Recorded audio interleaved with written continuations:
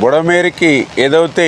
ఇటు లెఫ్ట్ బండి మీద 3 ఏదైతే బ్రీచెస్ 200 మీటర్ల పైబడి ఏదైతే పడ్డాయో, అదేవిధంగా అటు రైట్ బండి మీద 7 బ్రీచెస్ ఏదైతే పడ్డాయో, అదేవిధంగా ఏదైతే పులివాగు దగ్గర 3 బ్రీచెస్ ఏదైతే పడ్డాయో, మరి వెంటనే అందులో కూడా ప్రత్యేకించి ఈ లెఫ్ట్ బండి మీద ఉన్నటువంటి ఆ 200 మీటర్ల 3 బ్రీచెస్ని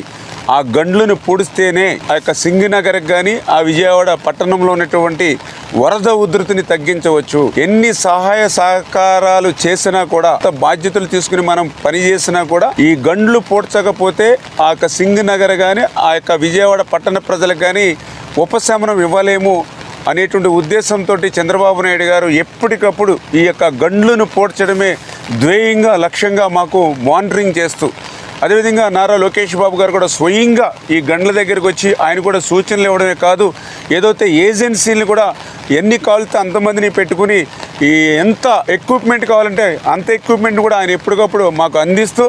ప్రతి 1 అవర్ కూడా క్లోజ్ మానిటరింగ్ చేస్తూ ఉన్నారు. అందుకే ఈరోజు ఎంత వర్షం వచ్చినా గాలి వచ్చినా కూడా